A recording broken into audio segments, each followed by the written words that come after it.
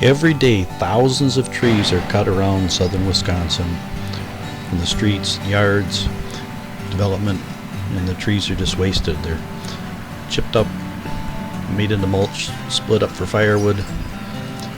This batch was just headed for the dump. We were just going to be dumped by the crew here. Bringing in big machines.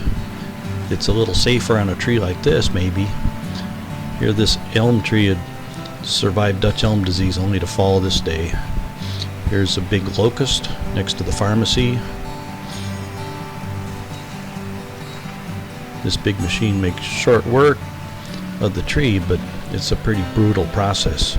I did ask them to cut the stumps lower, and they agreed to, provide, let us take the logs for free, because they were just going to throw them in the dump. So they cut the logs, kind of left them along the street. This will be a huge shock when people come to the art fair next June.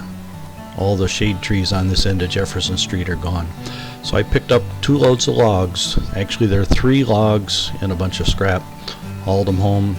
Here's 2 honey locust logs and 1 ash log, and then some scrap, some maple. This honey locust is beautiful lumber. I'm going to quarter saw both of these butt logs. We shaved a little off the outside with a miser and split it right down the middle. Then we saw it from the inside out, making beautiful quarter sawn grain.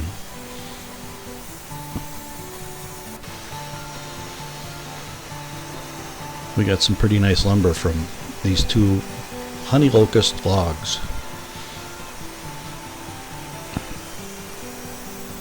Here's the quarter sawn locust lumber. It'll be made into flooring.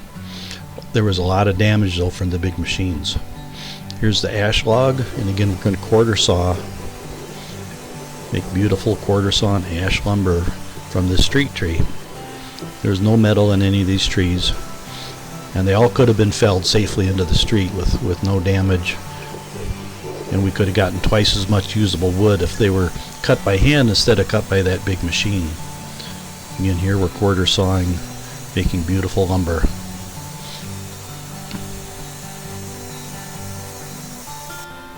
Here's the ash, about 200 board feet. Here's a pile of short maple from the short logs we got, and here Kathy's putting them in the solar kiln. So we're going to solar kiln dry this wood and make very high value use, and we're going to put local people to work. We're going to earn about $2,000 per tree.